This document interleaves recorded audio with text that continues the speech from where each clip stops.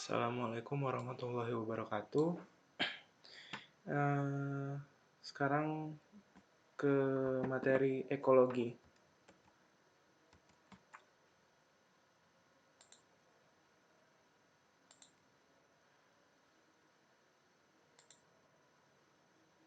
Baiklah, kita akan membahas mengenai ekologi dan biosfer.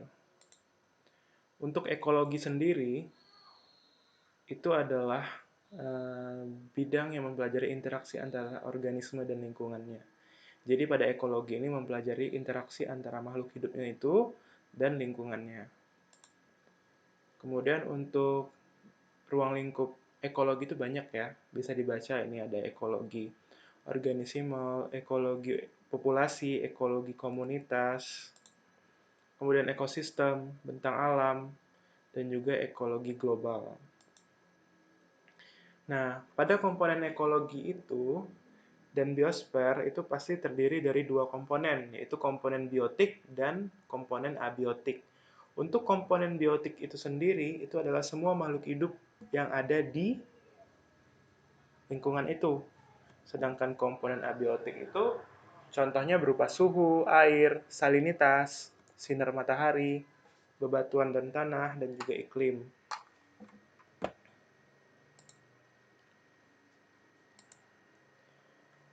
Untuk populasi, populasi itu adalah ilmu yang mempelajari ukuran dan komposisi populasi sebagai sistem yang dinamis. Populasi itu adalah sekelompok spesies atau individu yang menempati habitat itu sendiri. Nah, untuk tahu kepadatan dari populasi itu sendiri, adalah dihitung dengan jumlah individu suatu spesies per satuan luas atau volume.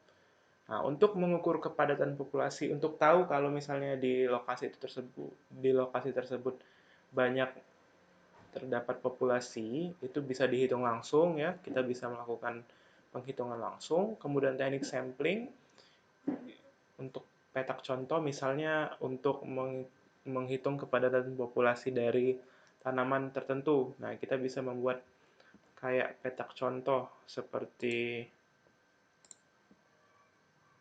misalnya ada rumput di sini. Nah, semua bagian yang berada di petak contoh ini, di dalam petak ini adalah petak contoh, masuk ke teknik sampling yang bagian ini.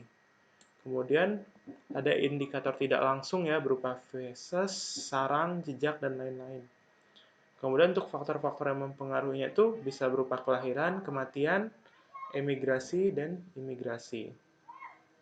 Nah, untuk pola penyebaran populasinya di alam itu beraneka ragam ya. Contohnya pada hewan-hewan air nih, misalnya kalau kalian pernah nonton di apa di TV itu misalnya ikan-ikan sarden atau ikan-ikan yang membentuk pola seperti ini misal, ya kan? Nah, itu contohnya mengelompok. Kemudian seragam, seragam itu seperti contoh penguin ini. Kemudian acak, acak itu yang dia terpisah-pisah jauh. Nah, kemudian faktor-faktor yang mempengaruhi penyebaran populasi itu bisa berupa distribusi sumber daya, jadi ada atau tidak yang makanan di situ, kemudian perilaku hewan itu sendiri ya, kemudian faktor lain berupa interaksi organisme dengan lingkungan, terus rumahnya, terus kondisi oksigen, dan lain-lain. Nah, untuk pertumbuhan populasi ini yang pertama ada model eksponensial. Nah, untuk model eksponensial ini jarang terjadi di alam. Nah, tapi kita bisa ambil contohnya tuh pada bakteri. Nah, misalnya ini dalam skala lab.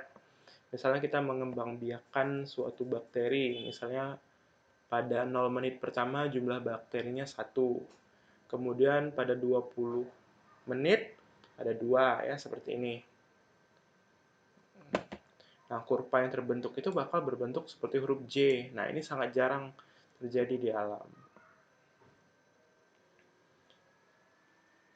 Kemudian ada model logistik. Nah, model logistik ini banyak terjadi di alam. Itu ada fase-fasenya.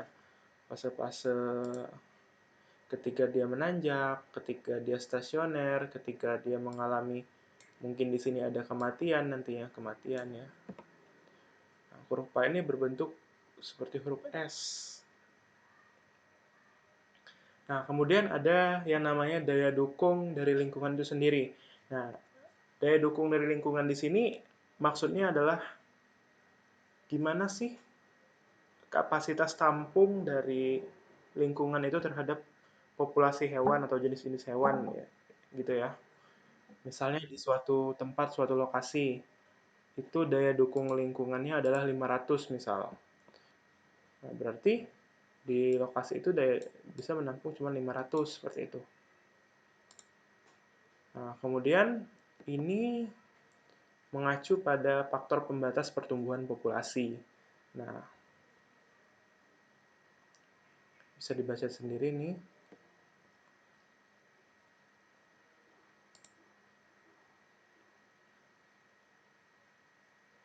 Ini bisa dibaca juga sendiri. Kemudian masuk di komunitas dan ekosistem. Nah, untuk komunitas itu sendiri, itu sekumpulan populasi yang ada di habitat yang sama. Kemudian itu ada keragaman, stabilitas, struktur trofik ya. Misalnya keragamannya misalnya variasi spesies dalam suatu komunitas. Kemudian kekayaan spesies. Ini banyak contohnya kok di komunitas A itu ada kekayaan spesiesnya bisa 4 spesies nih contohnya.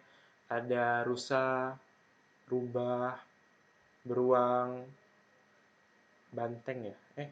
Badak. Nah, ini namanya kekayaan spesies ada 4 nih. Di komunitas A ada 4 spesies, di B juga 4 spesies gitu. Kemudian stabilitas. Stabilitas itu kemampuan komunitas itu sendiri untuk bertahan terhadap gangguan dan kembali ke keadaan awal. Jadi, bagaimana cara mereka bisa bertahan hidup di situ ya. Saling simbiosis yang seperti itu. Terus struktur trofiknya itu adalah hubungan makan-memakan berbagai spesies dalam komunitas. Jadi, di situ ada yang namanya predator dan ada yang namanya mangsa. Nah, ini contohnya interaksinya dalam komunitas, yaitu pemangsaan atau predasi. Nah, pemangsaan itu adalah organisme yang memakan organisme lain untuk keperluan hidupnya. Jadi ada hewan yang dimangsa oleh hewan, ada tumbuhan yang dimakan oleh hewan, ada hewan dimakan oleh tumbuhan. Nah, untuk pemangsa itu namanya predator, sedangkan yang dimangsa atau yang dimakan itu namanya prey. Jadi adanya keseimbangan ya, ini adanya keseimbangan. Jadi antara predator dan mangsa itu harus dalam keadaan yang seimbang.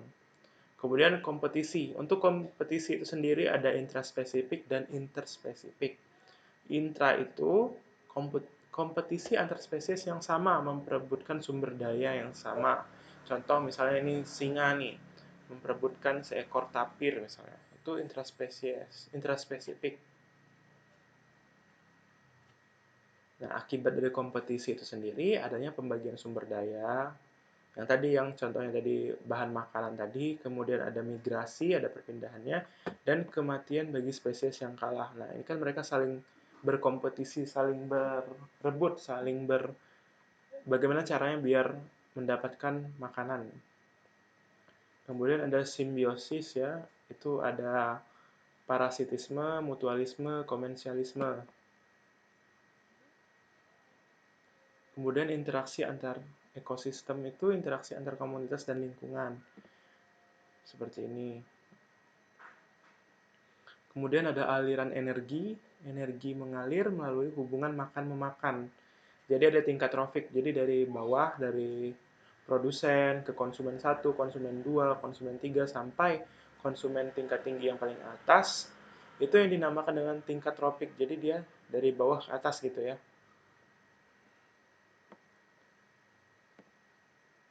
Nah, kemudian adalah siklus materi.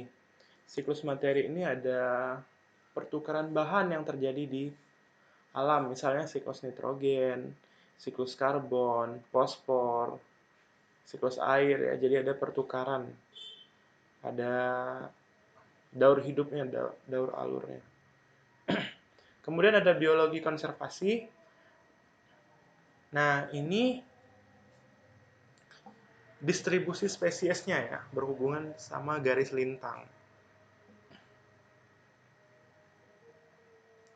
Kemudian ada krisis biodiversitas, berkurangnya keragaman hayati secara cepat di permukaan bumi.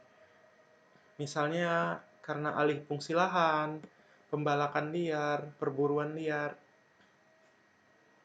Makanya kita juga harus bijak ya sebagai seorang manusia untuk memperhatikan alih fungsi lahan, pembalakan liar itu berhubungan bakal menurunnya spesies dan juga berbagai macam flora maupun fauna. Nah, terus faktor-faktor yang mengancam biodiversitas tadi, yang tadi itu adalah bisa kerusakan habitat. Misalnya pertumbuhan populasi manusia yang sangat tinggi, membuat pemukiman, misalnya seperti itu. Terus perkembangan daerah urban, perkotaan. Terus kegiatan kehutanan yang dialihkan menjadi perkebunan misalnya, pertambangan. Terus polusi lingkungan juga bisa menyebabkan berkurangnya spesies atau berkurangnya berbagai macam jenis hewan ya.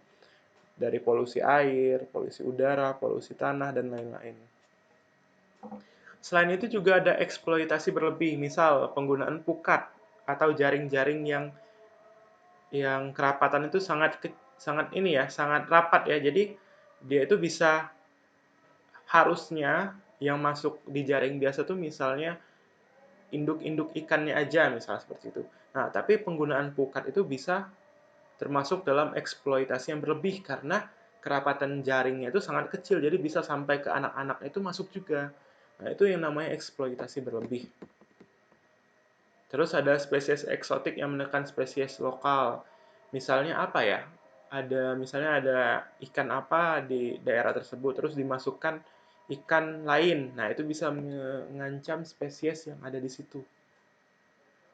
Contohnya ikan nila ini, sebagai predator ikan lokal. Kemudian konservasi spesies. Nah, untuk konservasi spesies ini bertujuan untuk memelihara keanekaragaman hayati. Nah, seperti ini ya.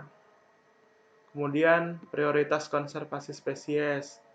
Misalnya dibentuklah lanskap ekosistem, misalnya di Belanda ya, kalau nggak salah itu untuk hewan-hewan, karena banyaknya kematian pada rusa kalau nggak salah, maka pemerintah di sana berinisiatif membuat landscape ekosistem berupa adanya jembatan yang khusus untuk hewan yang nyebrang lewat situ. Jadi dia atau hewan itu nggak langsung ke jalan yang bisa menyebabkan kematian gitu.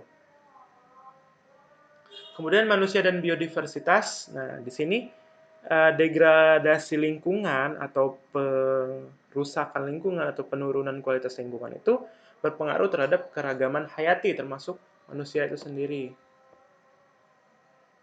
Kemudian pengaruh teknologi dan limbah terhadap lingkungan. Nah, di balik semua kemajuan yang ada, teknologi yang berkembang pesat, pasti ada limbah yang dihasilkan.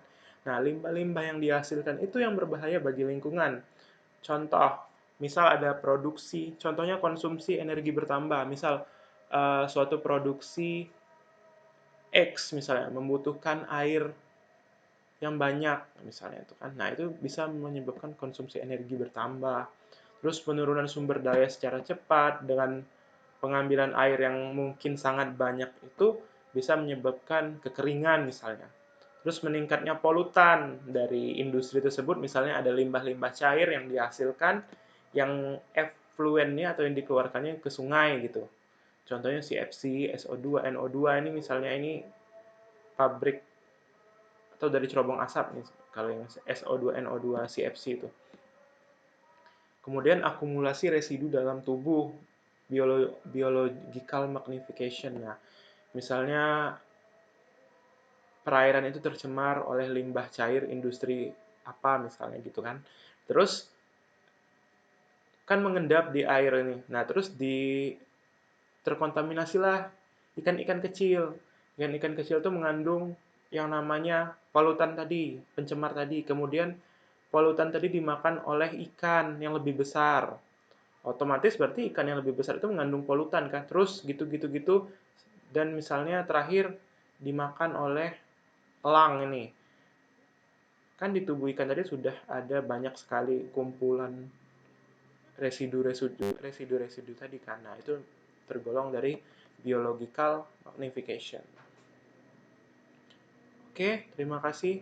Assalamualaikum warahmatullahi wabarakatuh.